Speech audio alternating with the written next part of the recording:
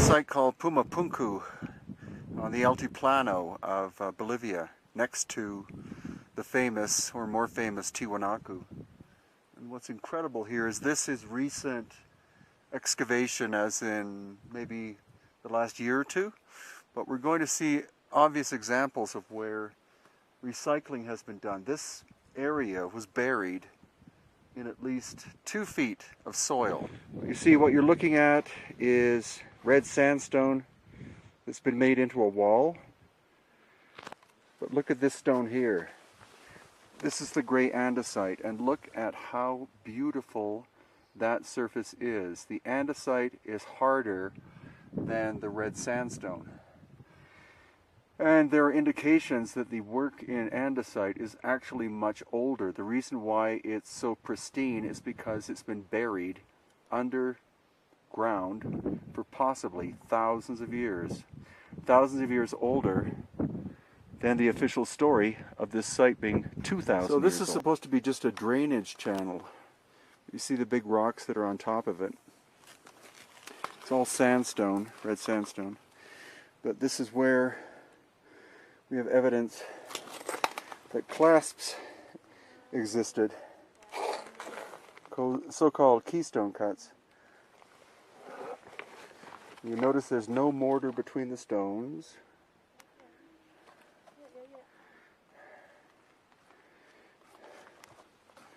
And these clasps would have been molten bronze poured here. We're at 13,000 feet in altitude. And to actually liquefy bronze at this altitude would be incredibly difficult. So this area was exposed in 2012. Most of it is red sandstone, but again here we have a beautiful piece of the andesite. Here, there, and there.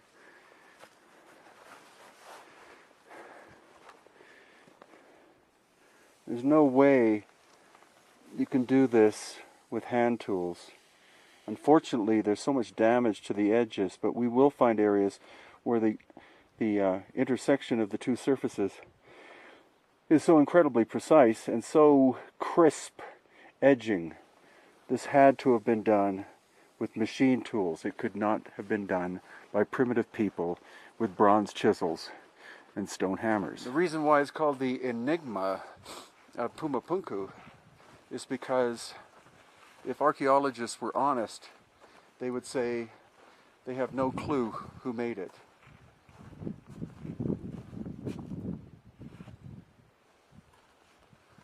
Clearly, some aspects of it, not all, but some aspects, were the work of a very technologically advanced culture, minimum 2,000 years ago, but more likely, even more so. Here again is an example of a piece of stone precisely engineered and cut that is under, or clearly was underground. And here you're clearly looking at a recycled piece of stone. You see the fine workmanship and the angles, yet heavily eroded. However, if you look at the rest of this wall, you see how inferior the workmanship is.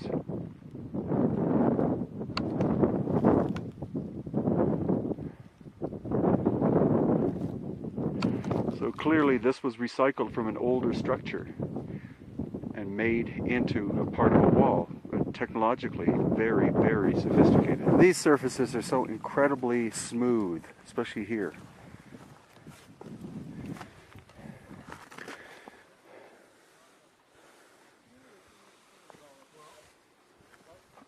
How could this possibly have been done with hand tools?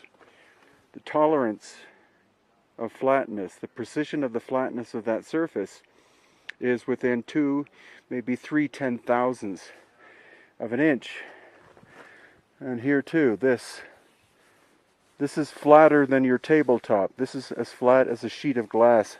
How could it possibly have been done by a Bronze Age culture 2,000 years ago? Most of this material, the pristine material, was buried. And so that's why it's still so beautiful. Other areas had been exposed to the air for thousands of years, like over here. So that's why the surface is not as fine. But okay, what we're doing is we're walking through an actual excavation. You can see that where I'm at is 2 feet plus below the ground surface. And what do we see at our footsteps? All of the stone here is exactly how it was found when the excavation was done. This is an amazing piece of work. You see the sharpness of the corners, the flatness of the surfaces. The other amazing thing about Puma Punku is you don't really find too many 90-degree angles. These people were more sophisticated than that. And when we go over to the H blocks, you'll see definite evidence of that. Rather than being 90-degree cuts in the stone, they're actually dovetails.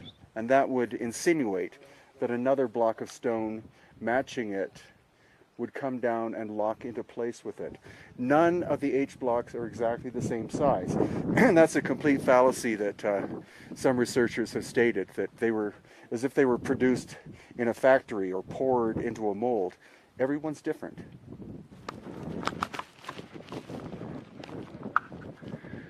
Now, another point to take into consideration is that these grooves here, you see, they're not from the same time period as the shaping of the stone, because these grooves are quite crude. So they would have been made after the initial shaping of the stone. The difference in time could easily be several thousands of years. Okay, here again, this is a block that was found in situ, originally buried. Look at the incredible precision of the cuts, and so many different ones as well. And then as we travel through this area, we're coming up to the foundation stones, some of which, or at least one of which, may weigh 131 tons. This material is red sandstone, and it's from the area. But if it's 131 tons, how was it moved from the quarry 5 to 10 kilometers away to this location, when you see the whole area here is basically treeless? They could not have used logs as rollers. So how could this material have been moved? Unfortunately, red sandstone is not as hard or durable as the gray andesite that we see. And so there's so much weathering on the surfaces that we don't see much in terms of precision. But that block there, which is multiple tons, is the andesite. And what we'll do with the camera is we'll have the camera lower down and then come back up, and you'll see it is as flat as a tabletop. Bronze chisels, stone hammers, Inca, Tiwanaku, Aymara, none of them could have done that. We're looking at a clear example of lost ancient technology. So these are the famous H blocks. And again, there have been some theories stating that these were made in a mold, or that they were made in a factory, exact copies of one another. But we've taken tape measures, we've measured them, and every single one is different. So the idea that they made a wall is quite foolish. The idea that they made a launch pad for a spacecraft is honestly stupid, because that would be something done in a 1950s science fiction film. The other point, which is or 2 points. One is that this is not a 90-degree angle. The distance between here and there is smaller than between here and there. So this is in fact a dovetail. It is possible that when it was originally built, there were stones that came down and interlocked into this. And as well, the only 2 symbols that we find at Puma Punku are this one in here and the one below it. All of the carving that was done, all of the images of Viracocha, etc., all of that was done later. And I can show that to you right over here.